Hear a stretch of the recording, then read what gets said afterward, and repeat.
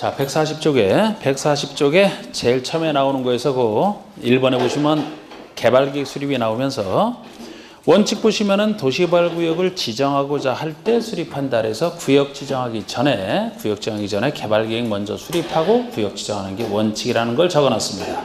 근데 그 아래 보시면 예외에서 도시개발구역 지정 후에 개발계획을 수립한다. 제목이 그렇게 돼 있죠. 개발계획을 공모하거나 다음 지역, 박스에 해당하는 지역이 지금 자세히는 안 보겠지만 대부분 녹지 비도시 그런 느낌으로 보시면 돼요. 그런 곳에 구역을 지정하는 때는 구역 지정 후에 도시개발구역 지정 후에 개발계획을 수립할 수 있다. 구역부터 지정하고 개발계획을 수립할 수 있는 이런 경우가 되겠습니다. 그거를 살짝 말씀을 드린 것이고 넘겨보세요. 이제 용어는 뭐 별로 안 나오네. 자,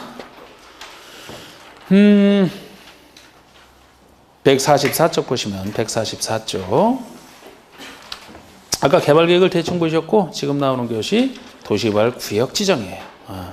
그럼 이제 구역을 지정하는 사람이 구역을 누가 지정을 하고 거기에 대해서 지정하는 절차가 이제 쭉 나와 있습니다. 있네요. 있어요. 넘겨보세요. 영어 위주로 본다 그랬잖아. 영어 할 게 없어 지금 여기서는.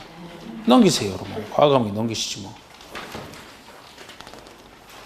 150쪽 가보시면은 네모난 6번에 양가로 3번 보시면 도시개발구역 내 개발잉 허가 이렇게 돼 있잖아요. 그럼 이것이 바로 도시개발법에 나와 있는 개발잉 허가제를 얘기하는 거예요.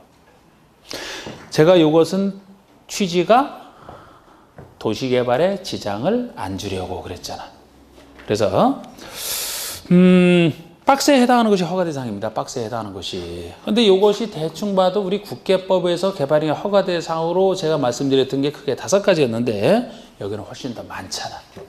그쪽과 차이점 위주로 보셔야 돼요.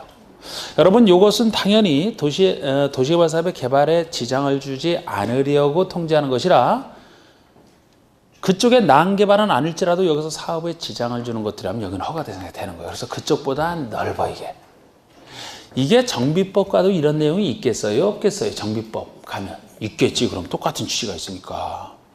여기서는 도시개발 사업에 지장을 안 주려고. 그럼 그쪽에서는 정비사업에 지장을 안 주려고 이런 유상 규정이 나올 거예요. 이것은 제가 국계법이랑 차이가 난다 그랬죠? 이것이 정비법이랑은 어떨까요? 차이가 날까요? 거의 같을까? 거의 같겠지. 둘의 취지가 다 여기는 도시개발 사업, 거기는 정비사업. 그 두 사업에 지장을 안 주려고 통제하는 것이라. 그래서 나중에 이걸 공부하실 때는 국계법을 좀 더 허가받지 않아도 되는 사항까지 좀 더 자세히 배우고 나서 개발법, 정비법이 서로 비슷한데 국계법과 어떤 차이가 있는지를 저 차이점까지 아셔야 이제 완벽한 공부가 되는 거예요. 이렇게 공법이 여러 가지가 있다 보니까 똑같은 개발잉 허가라도 어느 법에서 묻는지에 따라 내용이 달라진단 말이에요, 이게. 그래서 공부가 좀 더 어렵다고 하는 겁니다. 자, 그 정도 틀만. 자, 또 넘겨보세요. 자, 이제 154쪽에서 틀을 한번 보시면 154쪽에 자, 지금 이제 시행자 파트예요. 시행자 파트인데 자, 네모난 1번 보시면 도시개발 사업의 시행자는 다음의 자 중에서 구역을 지정하는 자가 지정을 한다. 아무나 도시개발 사업의 시행자가 될 수는 없어요. 박스에 약 11번까지 있는데 뭐 9-2도 있기 때문에 약 12사람 자격 있는 자가 나와요. 아무나 안 되고 이렇게 박스에 나와 있는 12사람 중에서 구역을 지정하는 자가 당신 시행자 되라. 시행자 지정해주면 이 사람이 시행자가 되는 건데 요거를 분석해보면 요것이 그 밑에 있듯이 공공과 민간으로 구별이 되는 거예요. 공공시행자는 공공적인 성격이 있기 때문에 법에서 확실히 믿어줍니다. 근데 민간시행자는 공공적인 성격이 없기 때문에 조금 덜 믿죠. 그래서 민간시에 대한 차별이 나오는데 주로 이제 수용상에서 차별이 나온다. 제가 이런 느낌을 말씀드렸는데 원래는 이렇게 12사람 중에서 지정권자가 지정하는 게 원칙입니다. 그런데 여기에 대한 또 다른 예외로서 또 다른 원칙이 존재해요. 2번 보세요. 2번 보시면 환지 방식의 예외적 시행자 지정. 그래서 거기 원칙은 도시개발구역의 전부를 환지 방식으로 시행하는 경우, 전부를 환지 방식으로 한다면 이것이 이제 순수 환지 방식을 얘기하는 거예요. 만약에 일부를 환지로 한다 그러면 혼용 방식이 되는 것이니까. 그래서 전부 환지, 즉 환지 방식에서는 그 12사람 중에서 지정하는 게 아니라 토지 소유자나 조합을, 그곳에 있는 토지 소유자나 이들이 설립한 단체인 조합, 즉 민간 당사자를 시행자로 지정한다. 환지 방식에서는 이게 원칙이 되는 거예요. 그럼 우리가 요 말만 놓고 봤을 때 결국 12사람 중에서 시행자를 지정하는 보통의 경우는 수용, 사용과 혼용해서 쓰겠다는 얘기고, 환지 방식으로 한다 그러면 12사람 중에서 지정하는 게 아니고, 아까 제가 얘기한 환지 방식이라면 그곳에 있는 사람이 나갈 사람들이 아니고 사업에 자기 땅을 갖고 참여할 사람이라 너희들 일은 너희들이 잘해봐라. 그 당사자를 시행자로 지정하는 것이 원칙이 되는 거예요. 이게 환지 방식 성격 때문에 그런 거라고. 응? 이 사람들이 이제 안 한다 그럴 때 이제 다른 사람을 예의적으로 지정이 가능해요. 예의적 시행자 지정사고 그 아래 있거든요. 나중에 할 얘기지만 이 틀만 살짝 잡아드린 것이고, 막 더 배우고 싶어서 막 그러죠? 너무 이렇게 넘어가니까 그렇죠, 그죠? 막 더 배우고 싶은데 참아요. 그런데 자, 156쪽 갑니다. 156쪽 도시개발 조합. 이게 시행자에서는 제일 유명한 게 도시개발 조합인데, 아까 환지에서만 시행자가 된다고 했던 조합인데, 사실 이것도 좀 기본 성격을 좀 살짝 잡아드리면 좋겠습니다만, 이것도 여러분들이 지금 처음 하시는 분들이 소화를 할까 못할까 살짝 고민이 되긴 하는데, 시행자 중에서는 이 조합이 제일 중요하기 때문에 도시개발 조합 성격 정도는 제가 여기서 말씀드리려고 해요. 성격 정도는 여러분 민법에서 조합과 법인의 차이점은 지금 살짝 배우셨나요? 아직 모르시나? 조합이 뭐다 하는 거, 법인이 뭐다 하는 거 배우셨나요? 이게 그쪽을 알아야 되는 건데, 에이 그래도 그건 알겠지. 그거 우리 그 권리능력자 할 때 권리능력, 의사능력, 행위능력 이런 거 배우셨죠? 네. 그럼 법인은 배웠을 거 아니에요.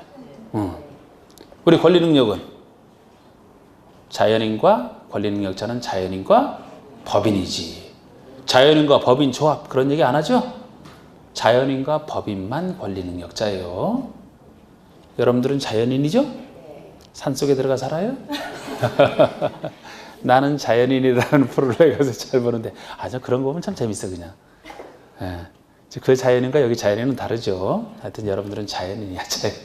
자연인인데 법인과 자연인을 권리능력자로 보는 거예요.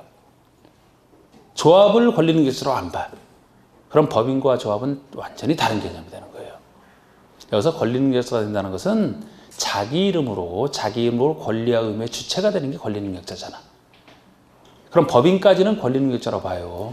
법인은 예를 들어 뭐 법인 중에서도 막 영리 비영리 나눠지고 뭐 사단법인, 재단법인 막 이렇게 나누기도 하는데 아직 그런 것까지도 안 배우셨을 것 같은데, 회사 우리가 보통 생각하는 회사라면 이제 영리 사단법인 아닙니까? 그게 회사 같은 게. 그럼 회사는 자기 이름으로 권리 의무의 주체가 돼요. 회사 대표자 이름으로 권리능력자가 되는 게 아니고 그 법인 자체 이름으로 된단 말이에요. 예를 들어서 삼성전자에서 가지고 있는 땅이라면 그 소유자가 삼성전자가 되는 것이지. 요새 그 삼성전자 대표가 누구죠?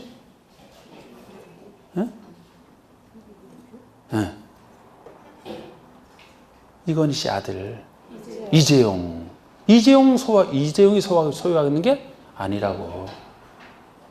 법인이 권리능력자로 인정되기 때문에 그 삼성전자 이름으로 소유가 되는 거예요.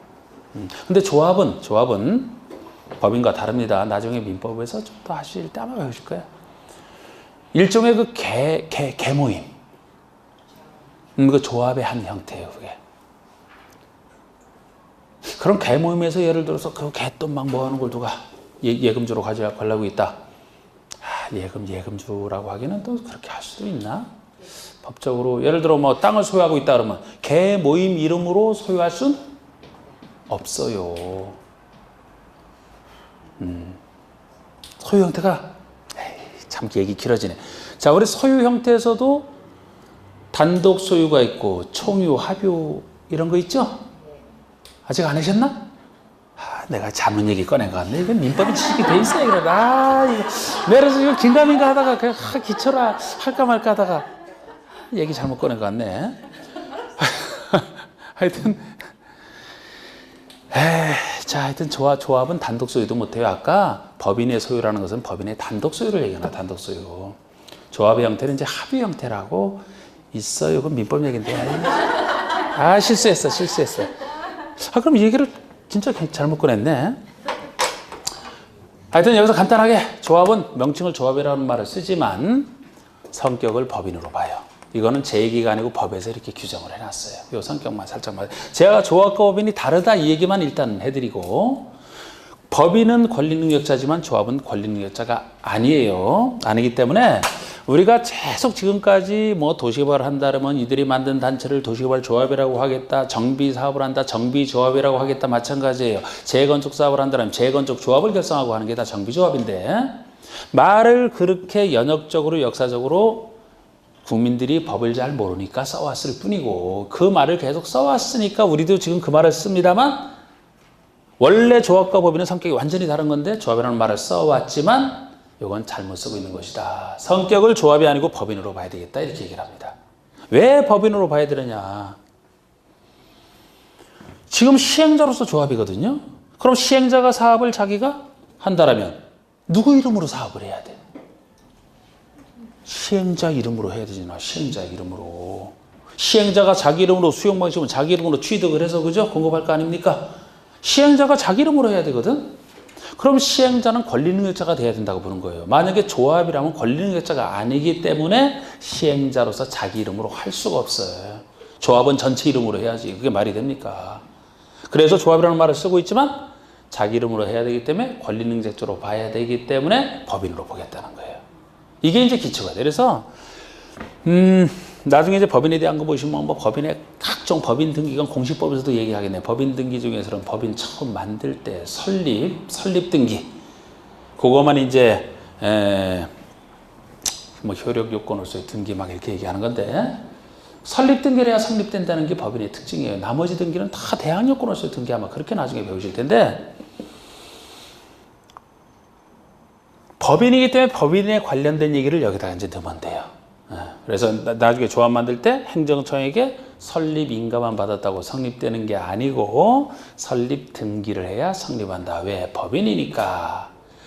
여기서 설립 등기, 설립 인가 막 이런 얘기가 나오는데 제가 지금 후회하고 있다니까. 그래서 그런 걸 안 한 상태에서 해서 근데 법인이라는 것만 일단 알아둬요. 이용한 거 영리 목적이에요, 비영리 목적이에요? 잘 생각해 봐요. 여기에 그럼 조합이 아까 환지에서 사업을 한다라고 했는데, 이 조합이 그곳에 땅 제공한 사람들의 땅을 잘 관리해서 새로운 땅을 만들어서 다 교환해주고 이렇게 교환해주는 걸로 끝나는 것인지, 아니면 여기서 어떤 이익을 취해가지고 그 이익 생겨갖고 조합원들이 나눠갖고 막 그러는 건지. 영리 목적이에요, 비영리 목적이에요? 영리. 오늘 비 오는데? 영리 목적 아닙니다. 비영리예요, 비영리. 영리 법인의 대표주제가 아까 삼성전자 같은 거, 삼성전자. 여기서는 영리 목적으로 한다면 조성됐다는 게 좋은 땅이 있으면 조합원에게 주서는 안 되지. 더 비싼 값을 제공할 사람에게 주고 그 돈을 갖고서 나눠 갖는 게 낫지. 사업의 성격상 자기 땅을 제공한 사람에게 사업을 잘해서 공평하게 줄 사람에게 주고 남길 거 남기고. 조합이 어떤 조합 앞으로 돈 버는 목적이 아니라는 거예요. 비영리야, 비영리. 사단이냐 재단이냐. 사단법인일 것 같아요? 재단법인일 것 같아요? 성격이? 재단이다. 오늘 죄다 다 이상한 쪽으로 지금 하네. 사단법인이네, 사단법인. 그래서 이거를 아까 비가 오는데 비 얘기도 안 하고, 그지? 응? 그러니까 제가 좀 무리한 것 같아요. 이게 여러분들이 아직 그 기본이 그쪽에서 배우시는 데 여러분, 재단법인의 대표적인 예가 장학재단. 돈으로 구성되는 게 재단이에요. 사람으로 구성되는 게 사단이고, 사단이에요, 재단이에요. 이게 소유자로 구성이 된다니까, 이 단체는. 그래서 법인 중에서도 비영리 사단법인의 성격을 가지고 있는 게 조합이 되겠습니다. 자, 그래서 그 얘기가 158쪽에 양가로 2번에 방가로 1번. 네, 우리 조합할 때는 일단 성격부터 먼저 파악을 해야 나중에 하는 건데, 그래서 이걸 말씀드린 건데 약간 무리였던 것 같아요. 2번에 1번 조합은 법인으로 한다. 이게 법 규정이 그래요. 15조에서 이렇게 딱 정해놨어요. 조합은 법인으로 한다. 그러니까 조합이라는 말을 쓰지만 조합으로 봐서는 안 된다. 법인으로 보겠다. 그러므로 조합은 그 주된 사무소 소재지에서 등기함으로써 성립한다. 이렇게 조합을 만들어도 되는지 행정기관에게 설립 인가를 신청해서 받거든요. 설립 인가 받았다고 성립되는 거 아니에요. 항상 법인은 기본 특징이 항상 설립에 대해서는 등기를 해야 성립을 하기 때문에 법인의 특징이기 때문에 혹시 이걸 갖고 설립 인가로 성립한다 그러면 틀립니다. 등기해야 성립한다. 이게 법인의 특징이고 정확하게는 비영리 사단법인의 성격을 가진다. 이렇게 얘기를 하는 거예요. 자, 됐고 조합원도 말씀드릴까? 조합원도? 조합원이 누가 되는지 그냥 편하게 봐보세요. 편하게. 자, 우리 제가 아까 조합은 환지 방식에서만 시행자가 된다고 했는데 그럼 이 조합을 구성하는 조합원이 돼야 환지를 받을 수가 있는 거예요. 자기 땅을 제공한 사람이 조합원이 돼야 환지를 받을 자격이 생기는 거예요. 그러면 조합원이 누가 되는지는 이제 대충 여기서 나오겠네요. 조합원은 누가 될까요? 1번 구역 내의 토지 소유자가 된다. 아니다. 요거부터 판단해 볼까? 구역 내의 토지 소유자는 조합원이 된다? 아니다. 된다. 그러면 구역 내의 건축물 소유자는 조합원이 된다? 안 된다? 참 교수님 이상하시네. 좀 가르쳐주고 나서 자꾸 묻지. 가르쳐주지도 않고 자꾸 묻고 그래. 참 성격 이상하네. 그지? 자, 건축물의 소유자가 조합원이 된다 안 된다 한번 판단해 보셔야지. 안 배웠지만. 될 것 같아? 안 될 것 같아? 환지는 종전의 땅을 제공하고 교환해서 받는 게 환지라고 했어요. 누가 환지를 받는 거예요? 종전에 땅을 제공한 사람이 환지로, 땅과 땅 교환이 환지라니까. 건축물 소유자는 조합원이 되면 환지를 받을 사람이 돼. 그러면 건축물 소유자는 조합원이 돼야 돼요? 안 돼야 돼요? 안 되는 거야. 안 되는 거야. 소유자가 아닌 다른 제한물권자. 예를 들어서 그 땅에 지상권을 가지고 있다. 20년짜리 지상권을 가지고 있다. 됩니까? 안 됩니까? 안 돼. 왜? 소유자가 아니니까. 지상권은 나중에 소유자가 환지받으면 거기다 행사하면 되지 뭐. 토지 소유자. 자, 우리 토지 소유자인데 그러니까 여기서는 이 환지의 성격상 토지 소유자만 조합원이 돼요. 당연 조합원이 됩니다. 조합 설립에 찬성, 반대 상관없어요. 조합 설립에 반대했다더라도 설립 요건을 채워서 조합이 만들어졌다면 조합원이 돼야 되는 게 땅 가지고 있잖아. 그럼 조합원이 돼야 환지를 받지. 조합 설립에 찬성, 반대 상관없이 토지 소유자가 조합원이 된다. 다른 사람 안 돼요. 그런데 이번엔 토지 소유자인데 미성년자야. 미성년자. 3살짜리야 지금. 말도 제대로 못해. 그런데 토지 소유자야. 부모 잘 만난 거지. 응? 자, 요렇게 말도 못하는 요 사람 조합원이 됩니까? 안 됩니까? 아이, 난 그런 거 몰라. 법정대리는 뭐 민법에서 하는 얘기지. 우리 그런 거 이거 쓰지도 않아요 여기서. 공법에 공법. 된다. 법정 대리인 있으니까. 오, 참 유식하신 분이에요. 유식하신 분. 공인중개사를 공부를 제대로 하시면요 아주 여러분들이 유식하게 돼. 유식하게. 지금 법정 대리인 얘기도 공인중개사 공부 안 했으면 어떻게 알겠습니까? 저런 얘기를. 친구들한테 얘기하면 몰라. 못 알아들어. 가서 뭐 성년 후견인 막 이런 얘기 해봐요. 몰라. 뭔 소린가 하지. 법정 대리인 제도를 떠나 뭐 그 사람이 알아서 하겠지만 역시 돼야 돼요. 왜 돼야 되느냐? 땅 소유자니까. 그게 포인트야. 땅 소유자니까. 아니 애라고 땅 소유자인데 조합원이 안 되면 이 사람 땅은 어떻게 해 그럼? 환지 누가 받아? 시행자가 챙길 거예요? 그죠? 감옥에 가 있어요. 문제를 감옥에 가 있어요. 감옥에 가 있어. 나오지를 못해. 조합원이 돼요? 안 돼요? 돼야 돼요? 돼야 돼. 오케이. 됐어. 땅 소유자니까 됐어. 자, 3번에 1번 보세요. 조합의 조합원은 도시개발구역 안에 토지 소유자로 한다. 요걸 갖고 제가 한참 얘기한 거예요. 토지 소유자로 한다. 그런데 지금 얘기했던 것들이 그 전에 다 나왔던 지문들이에요, 이게. 그러니까 누가 된다 안 된다 이것을 그 원리를 가지고 보시라고. 그러면 어떻게 바꿔도 되니까. 이 사람들이 조합원이 돼야 환지받을 거 아닙니까? 그죠? 예? 나중에 이제 조합의 그 이사, 감사, 뭐 조합장, 대외적으로 활동할 사람들은 예를 들어 감옥 가 있는데 어떻게 활동을 합니까? 안 되지. 미선, 말도 못 하는데 어떻게 그 사람들이 대외적 활동을 해. 이 임원의 결격 사연이 있어도 조합원의 결격 사연은 없는 거예요. 토지 소유자 이기만 하면 되는 거예요. 이게 예를 들어서. 예, 요거까지 제가 말씀드렸습니다. 자, 그럼 됐고. 이사, 감사 이런 거 하면 임원이 누가 있는지 한번 볼까요? 그 옆에 방가로 3번 보세요. 임원 보시면, 방가로 3번 임원 보시면, 동그라미 1번에 조합원은 조합장 1인과 이사, 감사를 2명 둬야 돼요. 2명 하는 건 둘 수 있다는 거 2명 둬야 돼. 업무의 집행기관이 조합장과 이사예요. 감사는 집행기관이 아니고 감사기관이잖아. 감사기관. 그래서 이거 필수인데 이사, 감사, 순원 이제 여기서 직접 명시는 안 했지만 2개인데 해야 되는데 조합장은 1명만 두는 거예요. 왜? 조합의 대표자이기 때문에. 대표자이기 때문에 1명만 딱 두는 것이고, 그러니까 모든 조합을 대표하는 사람이 조합장이고요. 이사도 집행기관이라고 하는데 이사는 조합장의 업무를 분장하는 사람이야.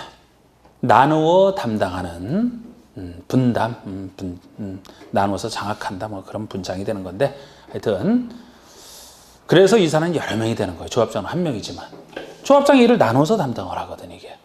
그리고 감사는 감사하는 기관이고, 조합의 임원은 의결권을 가진 조합원이어야 하고, 자, 건물 소유자가 아주 건물 소유자인데 굉장히 똑똑하고 대지관 업무도 굉장히 잘할 것 같아.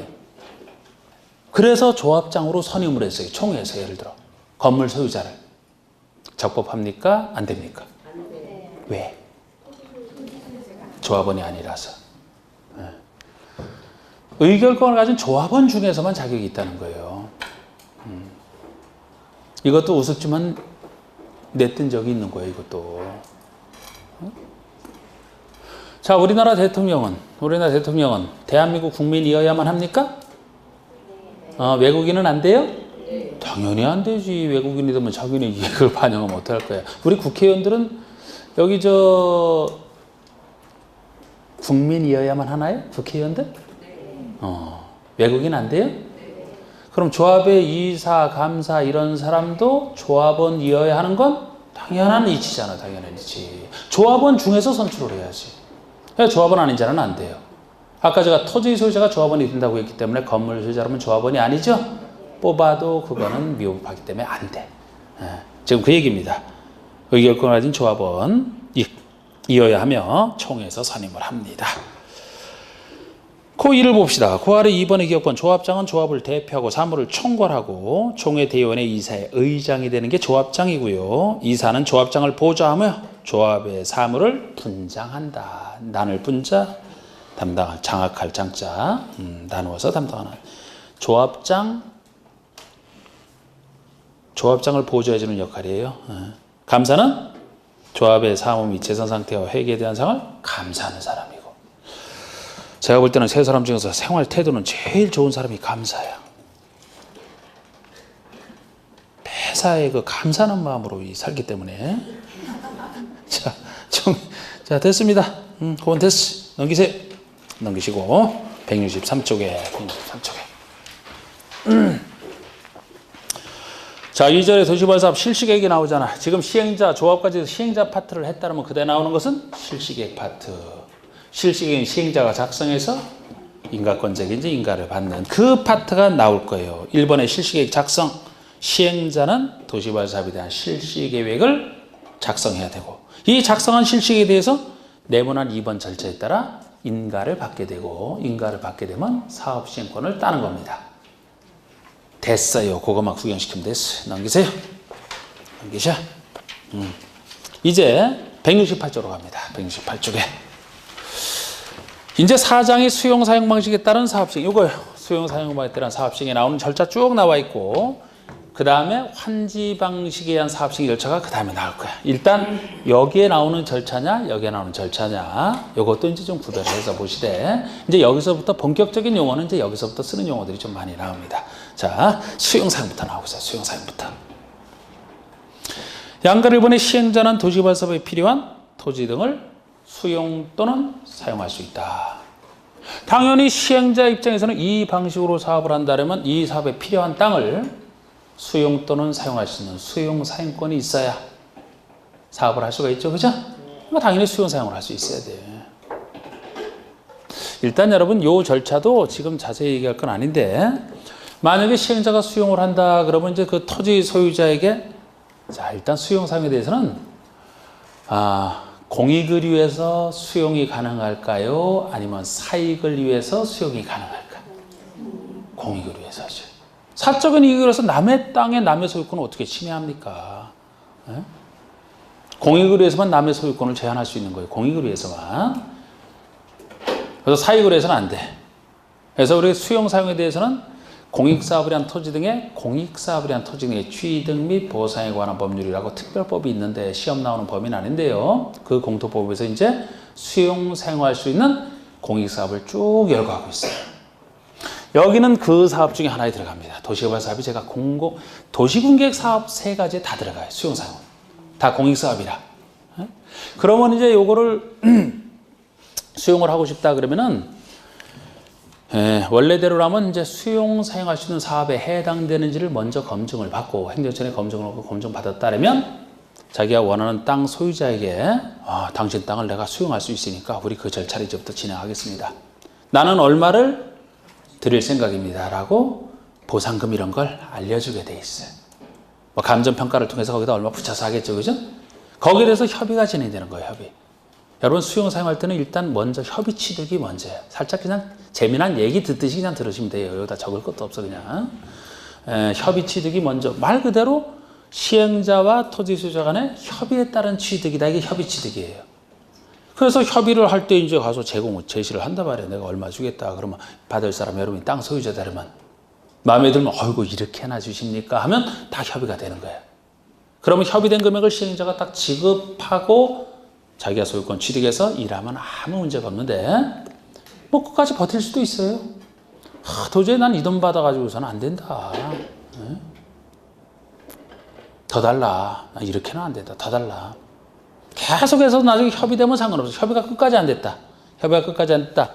그러면은 각 지방별로 설치되어 있는 토지수용위원회가 있어요. 토지수용위원회의 재결 신청을 시행자가 할 것이고 그 토지수용위원회 결정이 재결인데 그 재결서를 딱 받아봤는데 여기에 대해서 내가 마음에 안 들면 그때는 소송 갈 수밖에 없어요. 마음에 안 들면 어느 한쪽 당사자가 마음에 안 들면 소송 가면 돼요. 그 대신 소송 가면 이제 지는 사람이 소송 비용 다 내는 거 아닙니까? 그것으로 사업 지연 좀 부득이하게 좀 지연되고 있다. 그런 것들도 보상은 얼마나 해야 될지 다 지는 사람이 하게 돼 있어요. 소송 제기 없이 예를 들어 60일이 지났다. 그쪽 법의 얘기예요.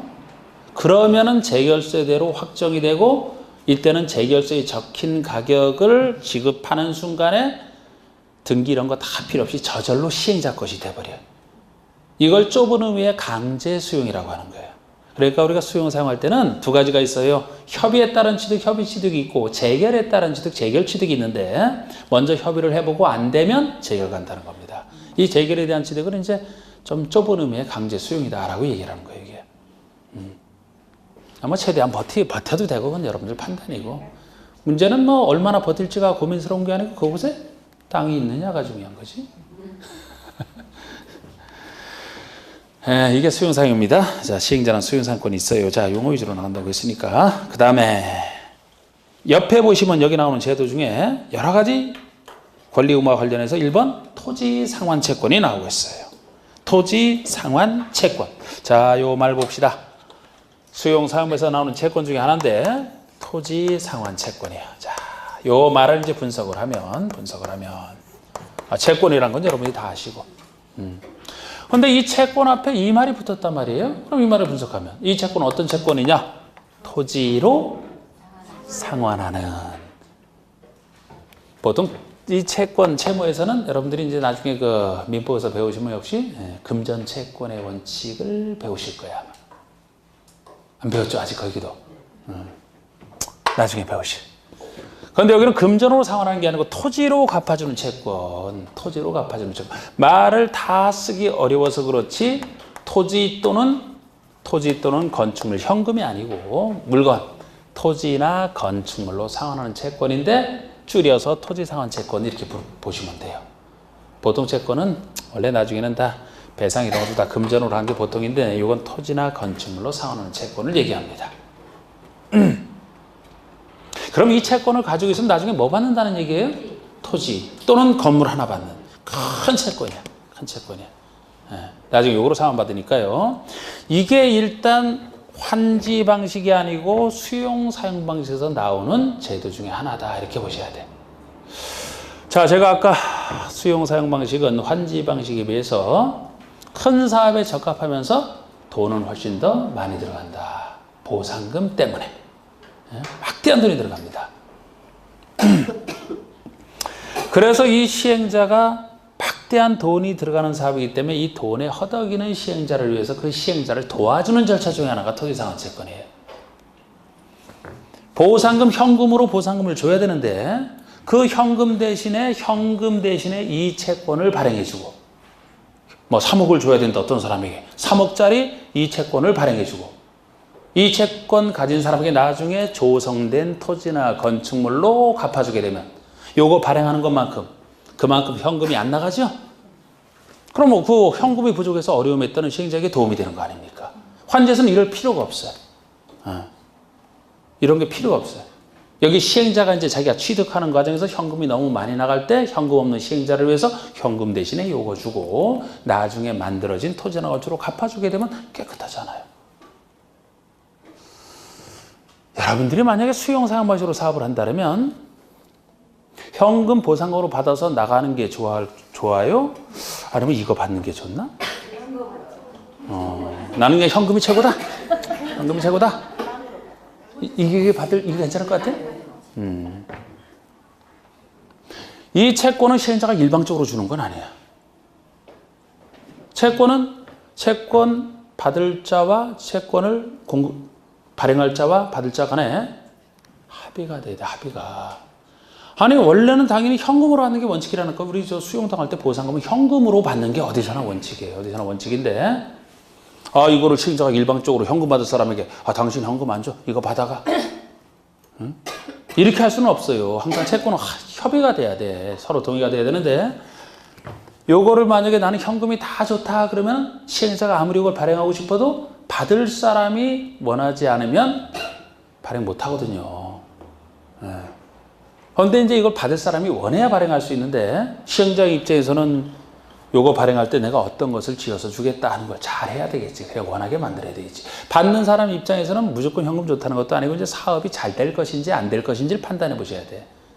이 판단이 쉽지는 않겠지만 사업이 내가 볼 때는 이거 잘 안 되겠다. 지금 현금 받는 게 유리하면 이거 거절하면 될 것이고 그냥 현금 받으면 될 것이고 오히려 나중에 사업이 잘 되면 더 가격이 올라갈 것 같아요. 그때는 잘 될 것 같으면 나중에 공급받으려면 일반인들의 경쟁이 치열하겠지, 그지? 근데 이걸 받게 되면 저절로 토지나 건축을 하나 받으니까 이게 유리하다고 판단하면 이거 받을 수도 있는 거예요. 자, 그런데 이게 토지상환채권 개념만 제가 말씀드렸는데 아까 제가 수용사용 방식에서는 민간시행자가 차별을 받는다고 했는데 민간시행자도 발행할 수는 있어요. 돈 없는 건 마찬가지니까 오히려 민간이 더 없지. 민간시행자도 발행할 수는 있는데 이런 큰 채권 발행했다가 나중에 사업 못하게 되면 요거를 주고 싶어도 줄 수가 없고 채권 산 사람은 부도 큰일 나겠죠, 그죠? 그래서 민간시행자가 발행할 때는 지급 보증을 받아야만 된다. 요것도 여기저기서 나오는 원리 중에 하나예요. 예? 만약에 민간인에게 좀 차별을 해야 될 필요가 있다 그러면은 주로 뭐 어떤 일 할 때 보증 받아야 된다 이런 것도 여기저기서 나옵니다. 공공이 보증 받아야 뭘 한다? 있을 수가 없어. 그거는 적어도 법적으로는 공공을 다 믿어주기 때문에 만약에 공공도 뭐 부도 나서 뭐 다른 사람에게 피해를 많이 끼칠 것 같다 그러면 그 나라는 이미 망한 거예요. 망한 거. 망하니까 법의 적용도 필요 없어 그때는. 그래서 우리 공공은 항상 법에서 믿어주는 사람이고 이런 큰 채권 같은 경우는 민간이 더 못 믿기 때문에 지급 보증을 받아야 된다. 예를 들어 그걸 민간인이 요거 발행할 때 지급 보증을 받아야 된다라고 했는데 뭐 토지주택공사가 이 사업을 시행할 때 토지상환채권을 발행하기 위해서는 은행 등으로부터 지급 보증을 받아야 된다. 그럼 틀린 얘기지. 토지주택공사는 공사잖아, 공사. 공공시행자잖아. 민간인 할 때 얘기라고 이게 뭐 그런 차별도 있고요. 하나만 더 한번 여기서 해볼까요? 하나만 더. 지금 매수 대금이 이 정도 규모라고 했을 때 대금으로 현금으로 지급해야 될 매수 대금이 이 정도라고 했을 때 이 매수 대금의 전부를 다 지급하기 위해서 이거 발행할 수 있을까요? 아니면 이 매수 대금의 일부를 지급하기 위해서만 발행할 수 있을 것 같아요. 전부냐 일부냐? 오, 일부. 전부라면 틀리다. 전부라면 틀리다. 왜 그럴 것 같아요, 혹시? 왜 일부라고 생각하셨나요? 약간 어려운 질문일 수도 있는데, 여기선 그게 특징 중에 하나거든. 전부는 안 돼. 일부를 지급하기 위해서만 발행할 수 있어요. 왜 그럴까, 왜?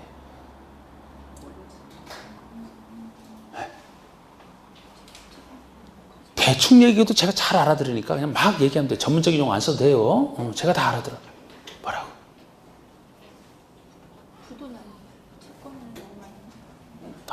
이거 다 발행했다가 부도 나면은 많은 피해자가 생기니까,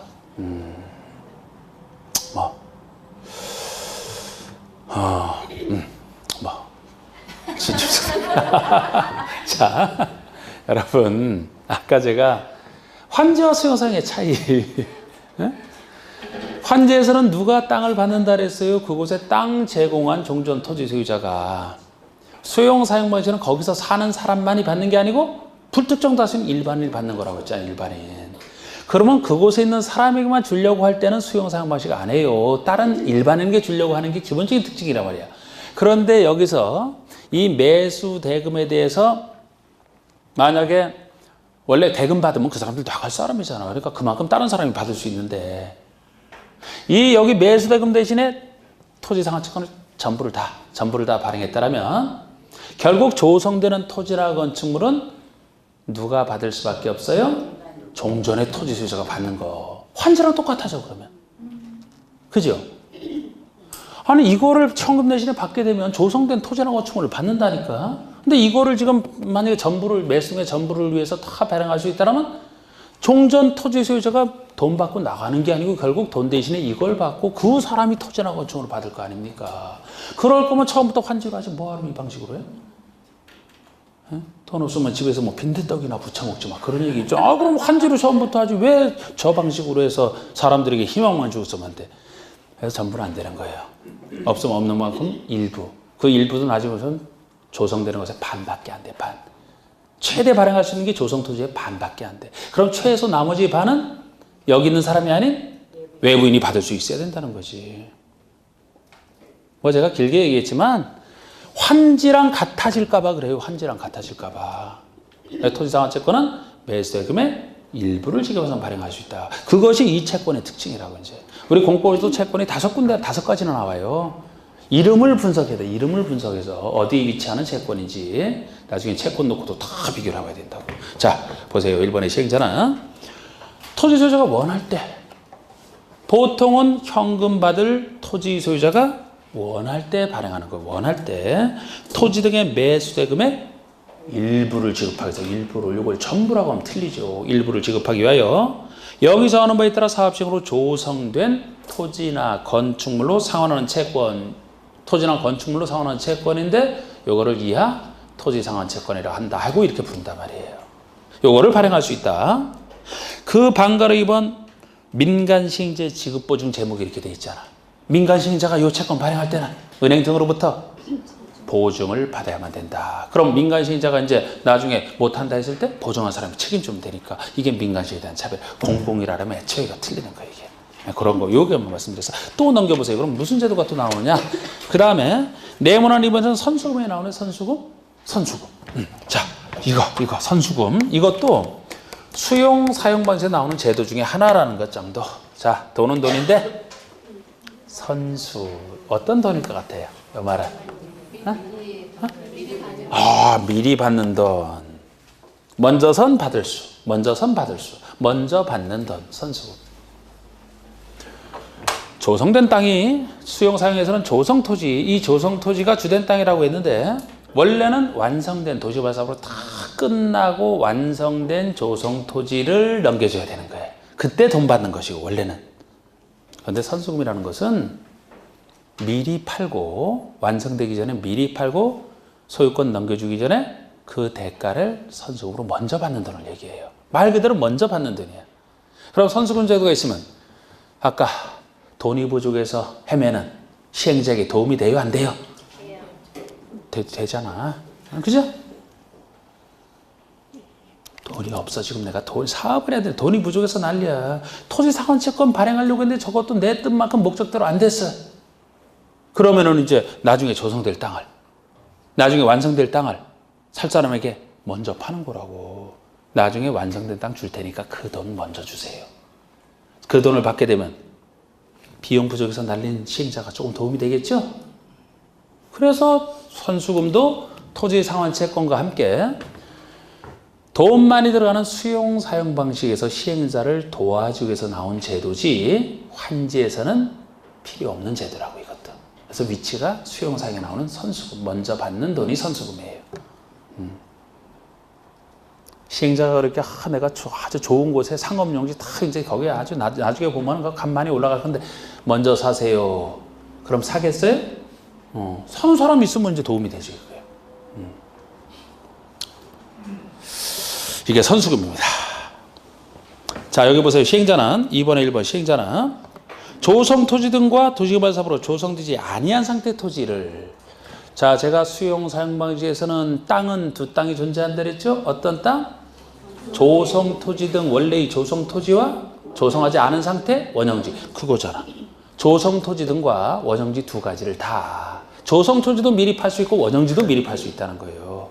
조성하지 아니한 상태 토지를 원형지라고 딱 개념 잡고 있는 거예요. 조성하지 않은 상태. 이 두 땅을 다 앞으로 공급받거나 이용하려는 자로부터, 공급받거나 이용하려는 자로부터 해당 대금의 전부나 일부를 미리 받을 수 있다. 그 대금의 전부를 다 미리 받든 일부만 미리 받든 이게 선수금 제도라는 거예요.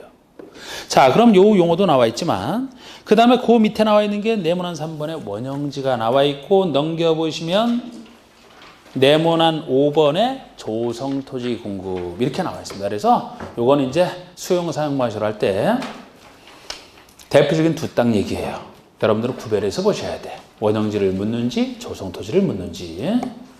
원형지에 대해서는 한번 보세요. 제가 원형지는 특징이 원래 수용 사용 방식으로 하게 되면 조성토지가 보통 땅인데, 그래서 일반인들이 받는 게 조성토지라면은 원형지는 없어도 되는 땅인데 이게 좋은 땅이라 주로 공공기관이 받으려고 만든 제도다. 아무나 못 받고 법에서 정해진 사람 특정에만 받는 게 원형지예요. 그럼 원형지에서는 제가 개념상 누가 받는지 느낌만 살짝 잡아드릴게요. 이건 특정인이 받는 거라고 했으니까 보세요. 방가로 1번, 3번에 1번. 자, 시행자는 도시를 자연 친화적으로 개발하거나 복합적, 입체적으로 개발하기 위해서 필요한 거야. 이건 좋은 얘기 써놨고 그냥 멋진 얘기잖아. 자연 친화적으로 개발하거나 복합적, 입체적으로 개발하기 위해서 필요한 경우에 영의정하는 절차에 따라 미리 지정권자 승인을 받아 다음에 어느 하나에 해당하는 자, 박스에 해당하는 자에게 원형지를 공급하여 개발하게 할 수 있다. 그러면 이 원형지는 박스에 해당하는 자만이 받을 수 있다는 얘기지 일반인이 받는 게 아니죠? 이게 원형지 특징이라고. 좋은 땅, 싼 땅이라. 누가 받느냐? 1번 국가지자체, 2번 공공기관. 이 공공기관이 각종 공사, 막 토지주택공사 이런 공사를 얘기합니다. 3번에 지방공사, 지방마다 있는 지방공사까지. 그러면 국가지자체가 행정청이고 그 아래 지방공사까지. 이런 주로 공공기관이 이 좋은 땅 받으려고 만든 제도라고 했잖아.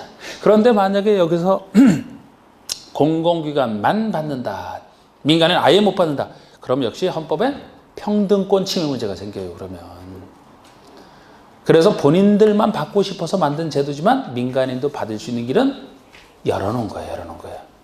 그럼 공공기관이 주로 받는다 이런 느낌으로 보시되, 민간인에서는 누구만 받느냐? 민간인에서 아무나 받게 해서는 안 되겠죠. 4번, 5번 둘 중에 하나예요. 4번이 국가지자체 공공기관이 복합개발 등을 위하여 실시한 공모에서 선정된 자. 공모가 공개 모집의 줄임말이잖아. 그러니까 국가든 공공기관이 아주 멋진 개발을 위해서 우리 일반인 국민 대상으로 공개 모집을 했어요. 이 공모에서 선정된 자야. 그럼 공모에서 선정된 자라면은 이 자에게 직접 원형지를 주게 되면 이 공모 틀에 맞게 거기서 하고 싶었던 대로 그죠? 이 사람이 개발하면 좋다는 거지. 그래서 공모에서 선정된 자에게는 줄 수 있어요. 여러분들이 원형지를 받고 싶다라고 했을 때 단순해. 공모에서 선정되면 돼. 잘 받기 쉽겠어요? 어렵겠어요? 쉬워? 어려워? 어렵다. 아주 공모 힘들어. 특히 창조적 머리가 있어야 돼. 창조적 머리가. 나는 지금까지 학교 다닐 때는 조그만한 학교 초등학교 때서부터도 뭐 이런 거에 선정된 적이 없어. 특히 그림대. 저는 그림 그리라면 애들 만화같이 그려놓습니다. 미적 감각이 없다는 얘기예요. 하여튼 이제 공부에서 선정되거나 자, 아니면 아직 기회는 남아있어요. 5번 남아있어요. 원형지를 학교나 공장 등의 부지로 직접 사용하는 자. 원형지를 시행자가 공급하겠다. 이거 어떻게 공급하십니까? 용도를 모르니까 요거 학교를 지을 사람이 필요해서 요거 학교 용지로 내가 공급하려고 해. 아니면 공장 짓는 게 여기 사업계획상 필요한데 공장 용지로 내가 공급하려고 하니까 요거 받은 사람은 학교나 공장 줘야 돼. 그러면 요거 받아갖고 그냥 학교나 공장 지면 되는 거예요. 괜찮나요, 이거는? 요건 받을 수 있어요. 그러니까. 이분은 공모에서 선정되기 힘든데 요건 이제 받을 수 있다는 거야. 단순하지 뭐 학교, 공장 하나 차리면 돼, 그지? 공모에서 선정될 정도로 머리가 아주 좋거나 학교나 공장 가볍게 지을 정도로 지갑이 두둑하거나 둘 중에 하나 민간이 나머지는 공공 이렇게 해서 기억하시면 돼. 그냥 아무나 못 받아요. 원형지 받는 사람 얘기했어 지금. 자 그러면 원형지 얘기도 그 정도면 됐고 자 4번 얘기가 173쪽에 4번 나옵니다. 4번 얘기가 이주대책 수립 시행 의무예요. 이주대책이라는 말은 들어보셨죠 여러분? 이주를 말 그대로 어떤 곳에 살던 사람들이 다른 곳에 이주해서 살 수 있도록 이주 대책을 세워주는 걸 얘기해요. 공익사업을 해서 수용당했다라면은 주로 이제 뭐 집이 수용당했다 이런 사람들은 단순히 돈만 주면 안 되지. 살 대책을 말해. 그게 이주 대책이거든요. 댐 공사할 때 이거 특히 많이 해요. 댐 공사를 하게 되면 이제 수몰민 있잖아, 수몰민. 보상만 해줘서는 안 돼요. 그 사람들은 생활의 근거를 그냥 상실하게 되거든. 수용 사용 등할 때 아무에나 해주는 게 아니고 수용 사용으로 해서 생활의 근거를 상실하게 되는 자가 있다면 생활의 근거를 다 뺏겼으니까 이주대책을 수립해야 된다. 이거는 이제 수용 사용에서 나오는 보통 얘기입니다. 그래서 시행자는 도시개발 사업 시행에 필요한 토지 등을 제공함으로 인하여 생활의 근거를 상실하게 되는 자에 대해서는 이주대책을 수립 시행하라. 그래서 수용상에서 나오는 제도 중에 하나입니다. 역시. 자, 5번에 조성토지 공급에 나오죠. 조성토지 공급. 자, 우리 시행자는 조성토지 등을 공급하고자 할 때 이건 아까 원형지가 아니고 조성토지를 얘기해요. 조성토지를 공급하고자 할 때는 조성토지 등의 공급 계획을 작성, 변경하여 지정권자에게 제출하라. 사실 공급 계획은 바로 이 계획을 얘기하잖아. 수용 사용 방식에서 공사 들어가기 전에 누구에게 뭘 공급할지 계획인데 당연히 이 방식에서 나오니까 조성 토지에 대해서도 공급 계획을 작성하라 그런 얘기가 되고요. 원형지는 없냐? 이것도 있어요. 제가 여기 뜻만 살짝 보여드렸을 뿐이지. 이 원형지를 누구에게 공급하겠다? 공급 계획은 양쪽에 다 있는 건데 지금 이건 이제 조성 토지에 대한 공급 계획을 얘기하는 겁니다. 그래서 요거 할 때 넘겨보시면 그 공급 방법이 있는데 자, 요 말만 여기서 나오는 말 중에 요 말 뜻만 한번 짚고 넘어가요. 요거를 이제 어떻게 활용하는지는 제가 다음에 할 거고. 자, 우리 공급할 때 공급자를 선정할 때 경쟁입찰. 이 말 들어보시지. 이 말 뜻. 이 말 뜻은 대충 무슨 말일 것 같습니까? 경쟁입찰이라면 경쟁입찰로 공급한다 그러면 입찰을 받아서 입찰을 쫙 받아. 입찰 쫙 받았어. 쫙 받았고 어떻게 하는 거예요? 어떻게? 누구에게 주는 거예요? 이제 입찰 받아본 상태에서 제일 유리한 사람에게, 보통 제일 많이 써낸 사람에게 이제 입찰가가 제일 높은 사람에게 주겠죠.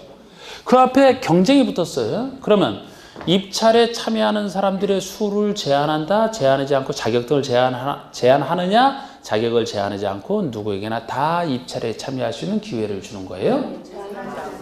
누구에게나 다 기회를 주는 거예요. 그래서 경쟁 입찰이라는 것이 가장 공정한 방법이 되는 거예요. 자, 보통 나라에서, 국가가 소유하는 국유지를 일반에게 공급한다라고 생각을 해봐요. 우리 안 배웠지만 경쟁입찰로 공급하는 것 같습니까? 아닐 것 같습니까? 경쟁입찰로 돼. 왜요? 그게 공정하고, 그게 공정하니까. 따로 정하지 않아도 보통 공정성을 요구하는 것이라면 다 경쟁입찰로 한다 보시면 돼요. 수의계약, 이 말. 수의계약. 경쟁입찰 반대가 수의계약이에요. 계약은 계약인데 수의, 요것만 해석하시면 되겠네. 계약은 계약인데 수의다. 수의가 뭘 것 같아요, 이거는? 이거는 뭘 것 같아요? 수의라는 말이. 들어보셨죠, 여러분? 이것도 수의계약.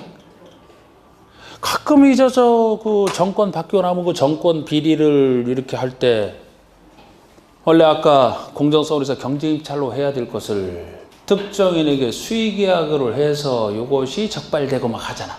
그런 거 뉴스에 가끔 나왔을 텐데요. 그러면 수의계약이라는 뜻이 이게 무슨 뜻일 것 같아요? 수의계약은 특정인에게 기회를 주는. 따를 숫자 뜯어 있자야. 따를 숫자 뜯어 있자. 그러면 합의할 때 뜯어 있자라고. 합의된 뜻에 따라서 맺는 계약이에요. 합의된 뜻에 따라 맺는 계약이에요. 이거는 누구에게나 기회를 줘서 입찰에 참여한 사람 중에서 최고가 써낸 사람에게 주는 게 경쟁입찰이라 공정한, 일반에게 줄 때는 공정한 방법이 되는데, 이거는 특정인 만나서 특정인과 합의를 하는 거예요.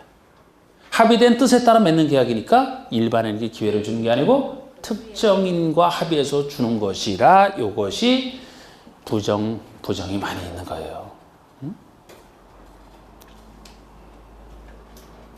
특정인에게 혜택 줄 때 주로 수의계약으로 하지. 공포서 쓰는 경우에는 그래요, 이게. 합의된 뜻에 따라 맺는 계약이 수의계약이라는 거예요. 그래서 주로 법에서는 이 수의계약 주는 경우가, 수의계약을 할 수 있는 경우를 예외적으로 정해놨어요. 원칙은 공정성에서 이래야 되기 때문에. 그래서 만약에 수의계약으로 공급할 수 있는 경우를 규정된 것이 있을 때만 해야지, 규정된 게 없는데 수의계약으로 한다 그러면 그건 이제 위법한 행위가 되는 거예요. 그래서 이 수의계약은 그럼 어느 때 법으로 주로 규정을 해놨느냐. 일반에게 주는 것이 부적합할 때, 오히려 일반에게 주는 것이 적합하지 않을 때 수의계약을 한다, 이렇게 보시면 돼요. 그런 느낌으로 보시면 돼요. 잘 와닿지 않는 것 같네. 그러면 예를 들어서 학교 용지를 공급한다. 학교라고 뭐 다 똑같나? 학교 중에서도, 우리 기반시설 학교 중에서도 국립학교, 공립학교, 사립학교 있을 거 아닙니까? 자, 우리 국립학교라면 나라에서 세워서 운영하는 걸 국립학교라고 하죠. 그럼 도시개발 사업을 하면서 학교가 부족할 것 같아서 국립학교 지을 땅을 공급한다 생각해봐. 그럼 이 국립학교 지을 땅은 누가 받아가야만 돼요? 국립학교 지을 땅이야. 누가 받아가야 돼? 1번 국가가 받아가야 된다. 2번 지자체가 받는다. 3번 민간인이 받아야 된다. 자, 국립학교는 국가에서 세워서 운영하는 거라니까. 국가에서 국립. 자, 그러면 여러분, 어려운 거 없어. 그냥 말 분석을 내가 자꾸 하라 그랬잖아. 말 분석을, 그게 제일 쉽다니까. 그러면 국가에서 지어서 운영할 국립학교죠? 네. 그럼 이 학교 용지는 1번 누가 받아야 되느냐? 국가. 2번 지자체. 3번 여러분. 그러면 경쟁입찰로 해야 돼요? 국가와 수의계약을 통해서 줘야 돼요? 그거라고, 그런 거라고, 이게. 자, 우리 민간. 아까 지자체라고 누가 얘기하신 분 있죠? 그건 공립학교가 지자체야. 공립학교. 자, 이제 사립학교를 한다. 사립학교를 한다면 그건 개인이 운영하는 거잖아. 그죠? 요거는 경쟁입찰로 하는 게 원칙일 것 같아요? 수의계약을 하는 게 원칙일 것 같아요? 경쟁입찰이지. 아, 민간인에게 주는데. 민간에서 누구나 학교 운영에 참여하고 싶은 사람이 받아야 되는 거 아니야. 그런데 거기서 민간인 중에서 당신 내 스타일이야 하면서 다 만나고 수의계약으로 해서 그건 특혜야 특혜. 그건 특혜 주는 거라고. 민간에 준다면 일반에 주는 것이라 공정성에서 경쟁입찰. 그 논리가 되는 거예요. 그래서 이것도 어느 때 경쟁입찰로 하는지 어느 때 수의계약을 하는지를 나중에 우린 구별할 수 있어야 되는데 요 논리를 기억하고 계시면 나중에 이것도 다 구별이 된다고. 지금 여러분들이 답변하셨듯이.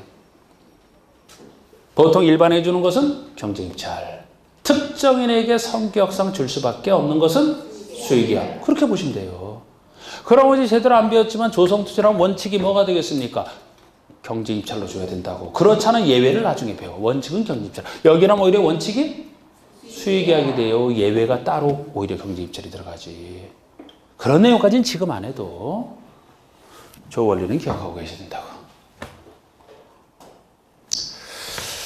됐어요. 그게 제가 174쪽에 양가로 3번에 2번 경쟁입찰 원칙에다가 양가로 네모난 4번 수의계약으로 할 수 있는 요 두 뜻만 얘기해서 3번 추첨 방법도 아닌데 왜 요건 빼놨나요? 추첨 방법으로 하는 거 추첨 서운하게. 자, 그럼 추첨이다라면은